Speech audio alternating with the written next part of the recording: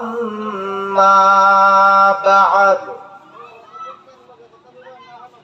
فقد قال الله تعالى في كلامه المجيد وفرقانه الحميد. أعوذ بالله من الشيطان الرجيم.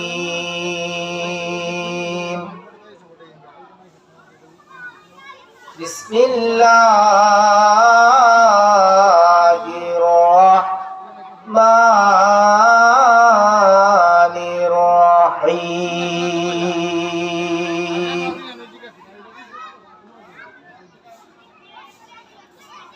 يا أيها الذين آمنوا توبوا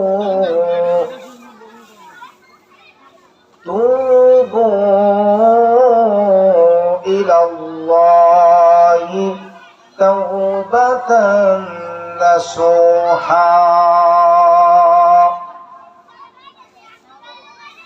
وقال تعالى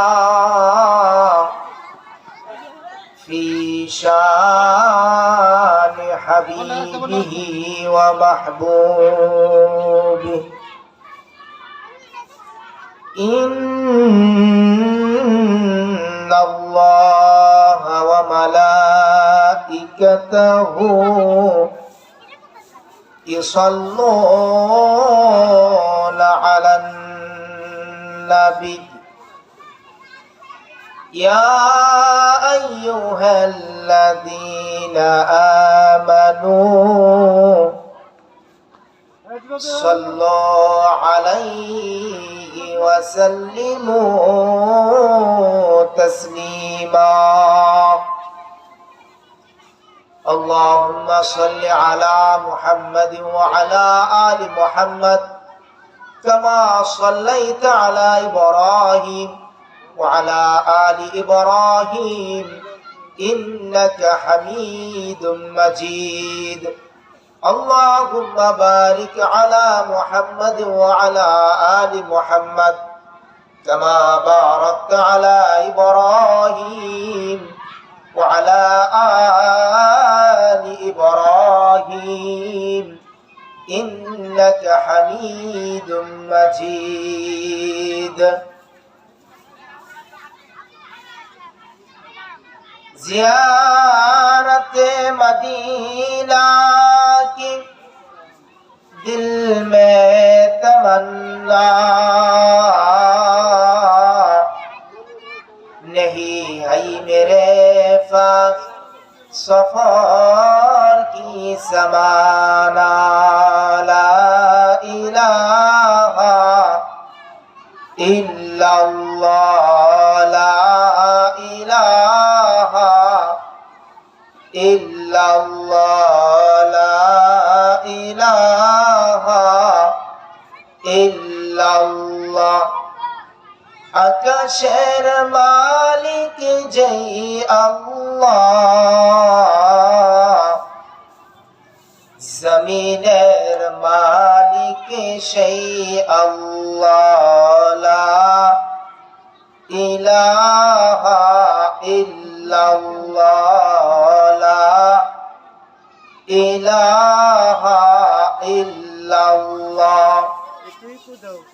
হায়াতের মালিক যেই আল্লাহ, মৌতের মালিক সেই আল্লাহ। লা ইলাহা ইল্লাল্লাহ লা ইলাহা ইল্লাল্লাহ লা ইলাহা ইল্লাল্লাহ লা ইলাহা ইল্লাল্লাহু মুহাম্মাদুর মুহাম্মাদুর রাসূলুল্লাহ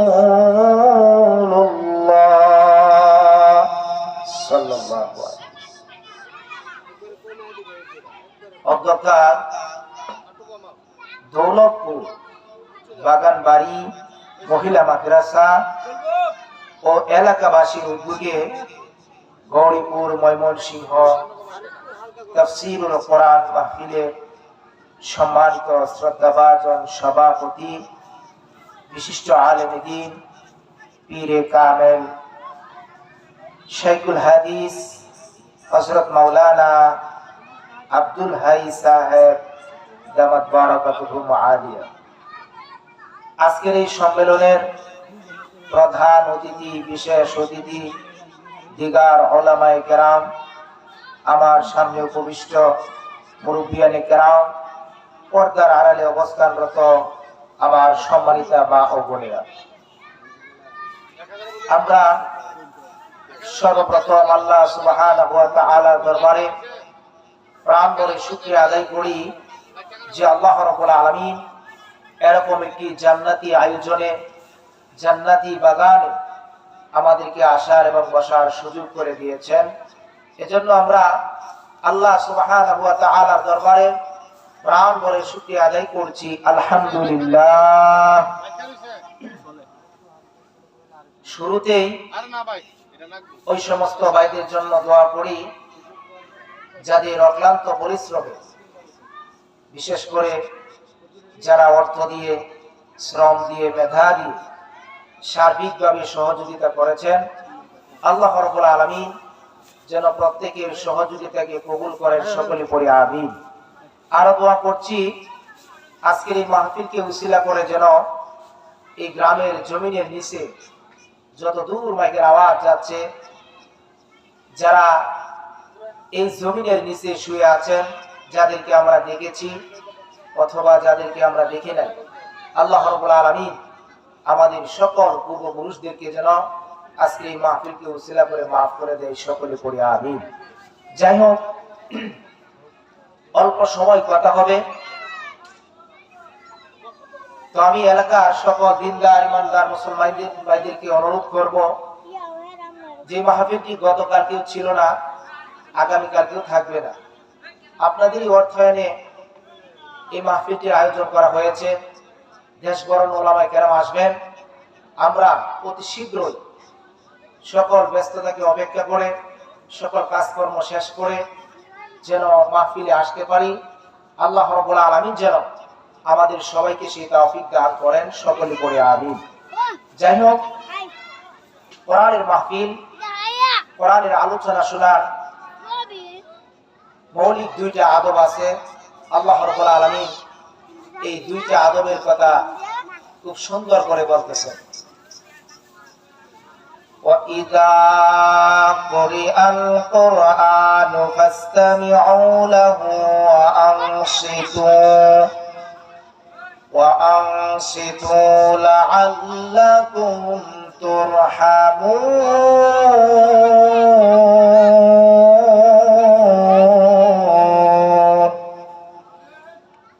আল্লাহ রাব্বুল আলামিন বলেন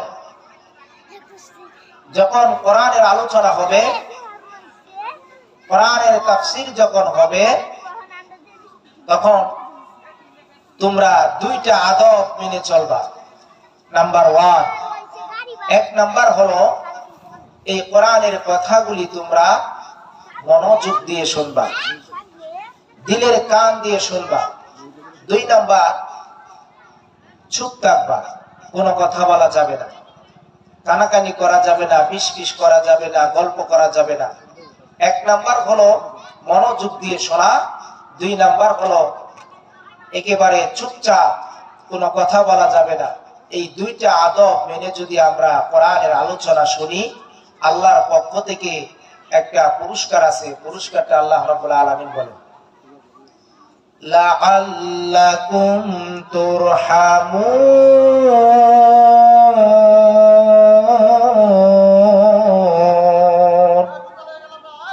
আল্লাহ রাব্বুল আলামিন বলেন যতক্ষণ আলোচনা শুনবা ততক্ষণ আমি আল্লাহর পক্ষ থেকে রহমত আর বরকত তোমাদের উপর নাজিল হবে। সুবহানাল্লাহ। এজন্য যারাই আলোচনা করবে, যারাই কোরআন হাদিস থেকে কথা বলবে, আমরা কোরআন হাদিসের কথাগুলি চুপচাপ যেন সুন্দরভাবে মনোযোগ সহকারে শুনতে পারি। আল্লাহ রাব্বুল আলামিন যেন আমাদেরকে সেই তৌফিক দান করেন, সকলে পড়ি আমিন। যাই হোক মোহতারাম হাজিরিন, আমি আপনাদের সামনে সূরা আত-তাহরিমের 12 নম্বর আয়াতের প্রথম অংশ তেলাওয়াত করেছি। আল্লাহ রাব্বুল আলামিন সেখানে বলেন, ইয়া আইয়ুহাল্লাযীনা আমানু তুবু ইলাল্লাহি তাওবাতান নাসুহা। আল্লাহ রাব্বুল আলামিন ঈমানদারদেরকে ডাক দিয়ে বলেন, ও দুনিয়ার ঈমানদারেরা, যদি তোমরা শয়তানের দোহায় পড়ে গুনাহ করে ফেলো, নাফরমানি করে ফেলো, তাহলে তোমরা আমি আল্লাহর কাছে তওবার মতো একটা তওবা করো, তওবায়ে নাসুহা করো, একনিষ্ঠ একটা তওবা করো। যদি তোমরা তওবা করতে পারো, আমি আল্লাহ পাক রব্বুল আলামিন তোমাদের জীবনের সমস্ত গুনাহগুলি maaf করে দিব। সুবহানাল্লাহ। এই জন্য সম্মানিত হাজিরিন, আজকের এই মাহফিলটা হলো গুনাহ মাফের মাহফিল। যদি আমরা এই মাহফিলে এসে আলেমদের সাথে, বুজুর্গদের সাথে হাত তুলে যদি আমরা দোয়া করতে পারি, আর যদি নিজের গুনার জন্য আল্লাহর কাছে কান্নাকাটি করতে পারি, আল্লাহর কাছে যদি মাপ চাইতে পারি, তাহলে আল্লাহ পাক রব্বুল আলামিন অবশ্যই আমাদেরকে মাফ করে দিবেন। সুবহানাল্লাহ। আল্লাহ যে মাফ করে দিবেন তার ছোট্ট একটা দৃষ্টান্ত দেই। আল্লাহর পয়গম্বর হযরতে মূসা আলাইহিস সালাতু ওয়াস সালাম, তিনি তুর পাহাড়ে গিয়ে আল্লাহর সাথে কথা বলতেন। কোন একদিনের ঘটনা, তিনি যখন তুর পাহাড়ের দিকে যাইতেছিলেন, প্রতিমধ্যে তিনি কান্নার একটি আওয়াজ শুনতে পেলেন। আল্লাহর পয়গম্বর মূসা আলাইহিস সালাতু ওয়াস সালাম এদিক ওদিক তাকায়া দেখে কোনো মানুষ দেখা যায় না। তাহলে কান্নার আওয়াজ আসে কোথায় থেকে? ভালো করে তাকায়া দেখলেন রাস্তার পাশে বিশাল একটি পাথর, এই পাথরের ভিতর থেকে কান্নার আওয়াজ আসতেছে। সুবহানাল্লাহ। মূসা আলাইহিস সালাতু ওয়াস সালাম পাথরটাকে ডাক দিয়া বললেন, এরে পাথর, কেন তুমি এইভাবে হাউমাউ করে কান্না করতেছো? কারণটা কি?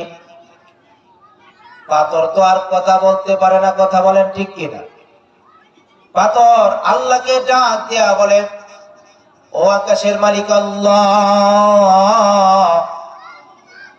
তোমার পয়গম্বর আমাকে প্রশ্ন করেছেন, আমি তো কথা বলতে পারি না,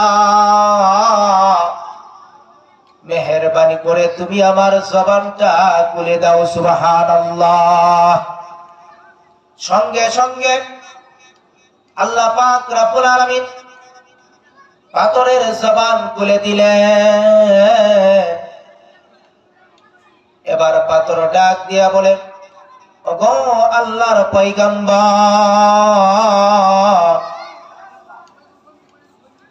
আমি তো আল্লাহর ভয়ে, জাহান্নামের ভয়ে কান্না করতেছি। আল্লাহ কি আমাকে জান্নাতে দিবে না জাহান্নামে দিবে?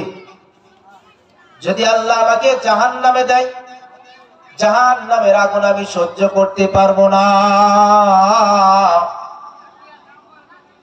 এই কথা বলে বলে পাথরটা যখন প্রশ্নের উত্তর দিতে লাগলো, মুসা আলাইহিস সালাতু ওয়াস সালাম তিনি পাথরকে ডাক দিয়ে বললেন, এরে পাথর, আল্লাহ কি পাথরকে জাহান্নামে দিবে কিনা? আল্লাহ রাব্বুল আলামিন বলেছেন, ওয়াকুদুহান নাসু ওয়াল হিজারা উইদ্দাত লিল কাফিরিন।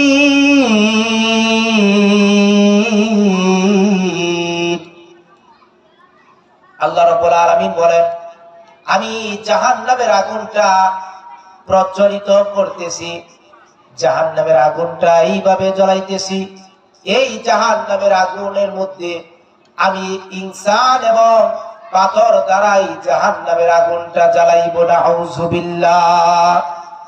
পাথর ডাক দিয়া বলে, ওগো আল্লাহর পয়গম্বর, আল্লাহ পাক রব্বুল আলামিন তিনি কোরআনুল কারীমের মধ্যে বলেছেন পাথর দিয়ে জাহান্নামের আগুন জ্বালাবে।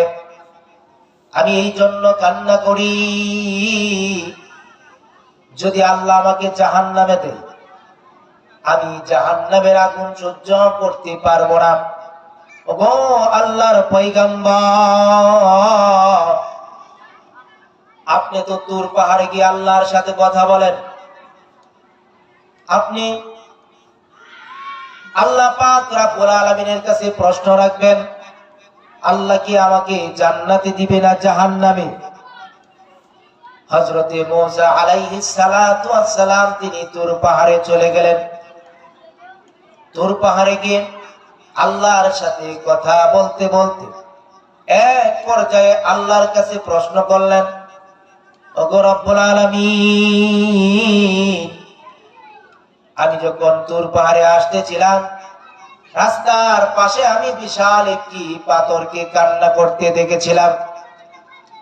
পাথর আপনার কাছে জানতে চায়, ও আকাশের মালিক আল্লাহ,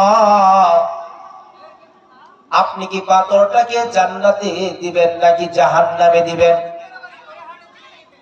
আল্লাহর ভয়ে, জাহান্নামের ভয়ে পাথরটা কান্না করতেছিল। এবার আল্লাহ পাক রব্বুল আলামিন বলেন, ও মুসা, তুমি ওই পাথরকে গিয়ে সুসংবাদ দিয়ে দিও। সুবহানাল্লাহ। পাথরকে গিয়ে বলে দিও, আমি আল্লাহকে ভয় করার কারণে, জাহান্নামকে ভয় করার কারণে সে যে কান্না করলো, এই কান্না করার কারণে আমি তাকে জাহান্নামে দিব না। সুবহানাল্লাহ। ও দুনিয়ার মুসলমানেরা, ও দুনিয়ার ইমানদারেরা, আমরা তো আর পাথর না। একটা পাথর কান্না করার কারণে, আল্লাহকে ভয় করার কারণে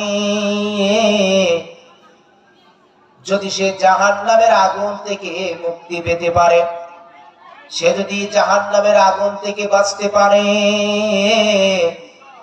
আমরা তো আর পাথর না, আমরা হলাম সৃষ্টির সেরা মানুষ। আমরাও যদি আল্লাহর কাছে তাওবা করি, আমরাও যদি আল্লাহর দরবারে কান্নাকাটি করি,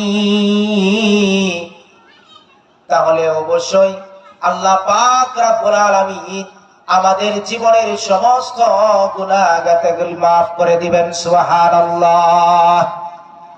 কারণ আল্লাহ পাকের ওয়াদা হলো, আল্লাহ পাক রব্বুল আলামিন তার হাবিবকে ডেকে ডেকে তিনি বললেন, ও আমার হাবিব, আপনি দুনিয়ার গুনাহগার দিয়ে আপনি সুসংবাদ দিয়ে দেন। আল্লাহ রাব্বুল আলামিন বলেন, কুল ইয়া ইবাদিয়াল্লাযীনা আসরাফু আলা আনফুসিহিম লা তাকনাতু মির রাহমাতিল্লাহ ইন্নাল্লাহা ইয়াগফিরুয যুনুবা জামিআ। আল্লাহ রাব্বুল আলামিন বলেন, ও আমার হাবিব, আপনি ওই সমস্ত গুনাহগার বান্দাদেরকে বলে দেন যারা গুনাহ করতে করতে, আমি আল্লাহর নাফরমানি করতে করতে এখন এই মানুষগুলি হতাশ হয়ে গেছে, এই মানুষগুলি নিরাশ হয়ে গেছে, এমন গুনাহগারদেরকে আপনি ডেকে ডেকে বলে দেন তারা যেন আল্লাহর রহমত থেকে নিরাশ না হয়ে যায়। ইন্নাল্লাহা ইয়াগফিরু যুনুবা জামিআ, আল্লাহ বলেন তারা যদি তওবা করে, তারা যদি আমি আল্লাহর কাছে মাফ চায়, আমি আল্লাহ পাক রব্বুল আলামিন তাদের জীবনের সমস্ত গুনাহগাতাগুলি মাফ করে দিব। সুবহানাল্লাহ। সম্মানিত হাজিরিন, দুনিয়ার জীবনে অনেক এমন মানুষ আছে যারা বলে হুজুর জীবনে অনেক গুনাহ করেছি, জীবনে অনেক নাফরমানি করেছি, জীবনে কোনোদিন নামাজ পড়ি নাই, রমজান আসলে রোজা রাখি নাই, আল্লাহর রাস্তায় দান সদকা করি নাই, জীবনে বহু গুনাহ করেছি, জীবনে বহু অন্যায় করে ফেলেছি। এমন মুসলমান যারা রয়েছে, এমন নাফরমান ঈমানদার যারা রয়েছে, তাদের জন্য সুসংবাদ হলো তারা যদি আল্লাহ পাক রব্বুল আলামিনের কাছে তওবা করে, যদি তারা তওবার মতো একটা তওবা করতে পারে, আল্লাহ পাক রব্বুল আলামিন তাদের জীবনের সমস্ত গুনাহগাতাগুলি maaf করে দিবেন। সুবহানাল্লাহ। আল্লাহ যে maaf করে দিবেন, আপনার গুনাহটা যত বড়ই হোক না কেন, নাফরমানিটা যত বেশি হোক না কেন, আল্লাহ পাক রব্বুল আলামিন যে maaf করে দিবেন। আল্লাহর নবীর হাদিস থেকে ছোট্ট একটা দৃষ্টান্ত দিলেই বুঝতে পারবেন।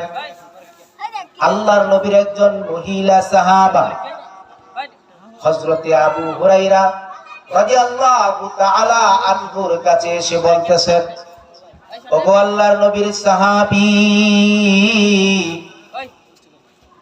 আমি তো মারাত্মক একটা গুনাহ করেছি, আমি অনেক বড় নাফরমানি করেছি, আল্লাহ পাক রব্বুল আলামিন কি আমাকে maaf করবে কিনা? আবু হুরায়রা ডাক দিয়ে বললেন, আল্লাহ কি maaf করবে কিনা আমি বলতে পারি না, তবে তুমি এমন কি গুনাহ করেছো যেই গুনাহর জন্য তুমি হতাশ হয়ে গেলা, তুমি তোমার গুনাহর বর্ণনা দাও। এবার এই মহিলা সাহাবা আবু হুরায়রা রাদিয়াল্লাহু তাআলা আনহুকে ডেকে বলেন, ওগো আল্লাহর নবীর সাহাবী, আমি শয়তানের দোহায় পড়ে আমি জিনা করেছিলাম, আর জিনা করার কারণে আমার গর্ভে অবৈধ সন্তান এসেছিল। এই সন্তানটা আমার গর্ভের মধ্যে আস্তে আস্তে করে বড় হয়েছে, আবার উপযুক্ত সময়ে এই সন্তানটা যখন দুনিয়াতে ভূমিষ্ঠ হলো, আমি এমন নিষ্ঠুর মা, আমি এবং পাষাণ মা, আমি মানুষের ভয়ে, মানুষের লজ্জায় আমি আমার এই ছোট্ট মাসুম বাচ্চাটাকে গলা টিপে টিপে আমি হত্যা করেছি। ওগো আল্লাহর নবীর সাহাবী, আমি জানতে চাই, এই যে আমি জিনা করলাম এবং আমার নিষ্পাপ সন্তানটাকে গলা টিপে টিপে আমি হত্যা করলাম, এই যে আমি আল্লাহর নাফরমানি করলাম, আল্লাহ পাক রব্বুল আলামিন কি আমাকে maaf করবে কিনা? আবু হুরায়রা রাদিয়াল্লাহু তাআলা আনহু তিনি এই মহিলার গুনার বর্ণনা শোনার পরে তিনি বললেন, হে আল্লাহর নাফরমান, তুই তো এত বড় নাফরমানি করলে, এত বড় গুনার কাজ করলে, আল্লাহ কি মাফ করবে কিনা আমি তো বলতে পারি না। তবে আমি কোন জিনাকারিনী মহিলার চেহারা দেখতে চাই না। যাও যাও, তুমি আমার বাড়ি থেকে বের হয়ে যাও। এবার এই মহিলাটা নিরাশ হয়ে, হতাশ হয়ে যখন বাড়ির দিকে যায়, এই দিক দিয়ে আবু হুরায়রা আল্লাহর নবীর দরবারে গিয়ে আল্লাহর হাবিবের কাছে এই মহিলার সমস্ত ঘটনাগুলি বর্ণনা করলেন। আল্লাহর হাবিব আবু হুরায়রাকে ডাক দিয়ে বললেন, এ আবু হুরায়রা, তুমি কেন এই মহিলাটাকে হতাশ করে দিলে, নিরাশ করে দিলে? তুমি কি আল্লাহর ওই আয়াত জানো না, যে আয়াতের মধ্যে আল্লাহ পাক রব্বুল আলামিন বলেছেন, ইয়া আইয়ুহাল্লাযীনা আমানু তুবু ইলাল্লাহি তাওবাতান নাসুহা। ও দুনিয়ার ঈমানদারেরা, ও দুনিয়ার মুসলমানেরা, তোমরা যদি তওবার মতো একটা তওবা করতে পারো, তাহলে আল্লাহ পাক রব্বুল আলামিন তোমাদের জীবনের সমস্ত গুনাহগাতাগুলি maaf করে দিবেন। সুবহানাল্লাহ। এইজন্য মুহতারাম হাজিরিন, আজকের এই মাহফিল, যে মাহফিলে দেশ বরণ ওলামায়ে কেরাম আসবেন, বুজুর্গানে দ্বীন আসবেন, এতে তো আলেমে দ্বীন, এতে তো ইমানদারের ভিতরে কে যে আল্লাহর ওলি আমরা কেউ জানি না। যদি আমরা সবার সাথে হাত উঠাই, আলেমদের সাথে ওলিদের সাথে হাত উঠাই, আল্লাহর কাছে যদি কান্নাকাটি করি, আল্লাহর কাছে যদি তওবা করি, হতে পারে আল্লাহ পাক রব্বুল আলামিন আজকের এই আয়োজনকে উসিলা করে আমাদেরকে maaf করে দিতে পারেন। এজন্য আমরা সময় নষ্ট করব না, কারণ যারা মুসলমান তাদের জন্য সুসংবাদ, যারা ঈমান আনে নাই তাদের জন্য পরকালে ওই সমস্ত কাফেররা আফসোস করবে, যে কথাটা আল্লাহ রাব্বুল আলামিন কোরআনুল কারীমের মধ্যে সুন্দর করে বলেছেন,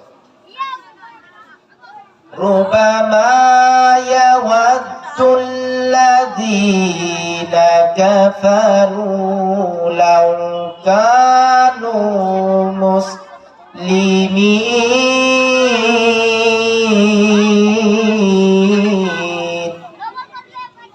আল্লাহ রাব্বুল আলামিন বলেন,